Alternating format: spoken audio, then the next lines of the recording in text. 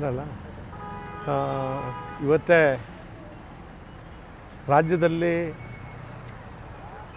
ಹೊಸ ಮುಖ್ಯಮಂತ್ರಿ ಆಯ್ಕೆ ಆಗಿ ಶಾಸಕ ಸಭೆಯಲ್ಲಿ ನಾಯಕರಾಗಿ ಹೊರಹೊಮ್ಮಿರ್ತಕ್ಕಂಥ ನಮ್ಮ ಕರ್ನಾಟಕ ರಾಜ್ಯ ಕಾಂಗ್ರೆಸ್ ಪಕ್ಷದ ಅಧ್ಯಕ್ಷರು ಹಾಗೂ ಈ ಹಿಂದೆ ಏನು ಉಪಮುಖ್ಯಮಂತ್ರಿ ಆಗಿ ಅವರ ಸೇವೆಯನ್ನು ಇಡೀ ರಾಜ್ಯಕ್ಕೆ ಮೆಚ್ಚುವಂಥ ಕೆಲಸ ಮಾಡಿರ್ತಕ್ಕಂಥ ಡಿ ಕೆ ಶಿವಕುಮಾರ್ ಅವರಿಗೆ ಮೊಟ್ಟಮೊದಲನೇದಾಗಿ ನಮ್ಮ ಸಾಗರ ತಾಲೂಕು ಜನತೆಯ ಪರವಾಗಿ ಅವರಿಗೆ ಅಭಿನಂದನೆಯನ್ನು ಸಲ್ಲಿಸ್ತೇವೆ.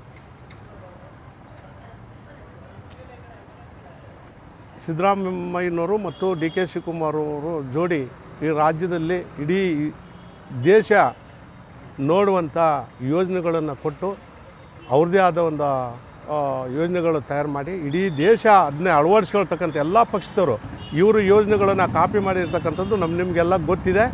ಆದ್ದರಿಂದ ಅವರು ಜನಮನ್ನಣೆಯನ್ನು ಪಡೆದಿರ್ತಕ್ಕಂಥದ್ದು ಅಭಿನಂದನಾರ್ಹ. ಆದರೆ ಇವತ್ತೇನು ಹೊಸದಾಗಿ ನಾಳೆ 5ನೇ ತಾರೀಕಿಗೆ 3ನೇ ತಾರೀಕಿಗೇನು ಹೊಸದಾಗಿ ಪ್ರಮಾಣ ವಚನ ಸ್ವೀಕಾರ ಮಾಡ್ತಕ್ಕಂಥದ್ದು ಇದೆ. ಈ ಸ್ವೀಕಾರ ಮಾಡುವ ಜೊತೆಗೆ ಹೊಸ ಸಚಿವರನ್ನು ಸಹ ಆಯ್ಕೆ ಮಾಡ್ತಕ್ಕಂಥದ್ದು ಮತ್ತು ಪ್ರಮಾಣ ವಚನ ಸ್ವೀಕಾರ ಮಾಡ್ತಕ್ಕಂಥ ಸಂದರ್ಭಗಳು ಆ ನಂತರ ನಡೆಯುತ್ತೆ. ಅದ್ರ ಮಧ್ಯೆ ನಮ್ಮ ಶಾಸಕರು ಆಗಿರ್ತಕ್ಕಂಥ ಜನಪ್ರಿಯ ಶಾಸಕರಾಗಿರ್ತಕ್ಕಂಥ ಬೇಳೂರು ಗೋಪಾಲಕೃಷ್ಣ ಸಾಹೇಬರಿಗೆ ಈ ಹೊಸ ಸರ್ಕಾರ ರಚನೆಯಲ್ಲಿ ಒಂದು ಜವಾಬ್ದಾರಿ ಸ್ಥಾನ ನೀಡಬೇಕು.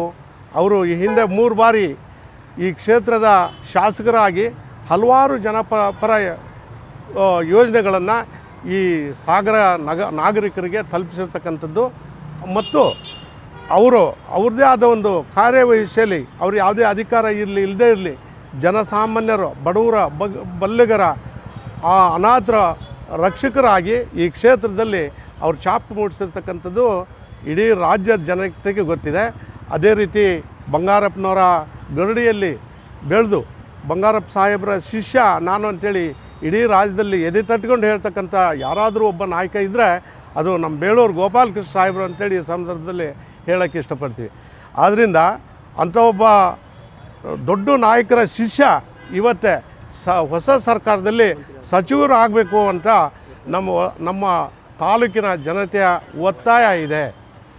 ಆದ್ದರಿಂದ ಡಿ ಕೆ ಶಿವಕುಮಾರ್ ಅವರು ದಯಮಾಡಿ ನಮ್ಮ ಶಾಸಕರನ್ನು ಪರಿಗಣಿಸಿ ಅವರಿಗೆ ಸೂಕ್ತ ಸ್ಥಾನಮಾನ ಸಚಿವ ಸ್ಥಾನಮಾನ ನೀಡಬೇಕಂತೇಳಿ ಈ ಸಂದರ್ಭದಲ್ಲಿ ಇಡೀ ತಾಲೂಕಿನ ಜನತೆ ಪರವಾಗಿ ಸಾಗರ ತಾಲೂಕಿನ ಜನತೆ ಪರವಾಗಿ ನಾನು ಒತ್ತಾಯ ಮಾಡ್ತೀನಿ.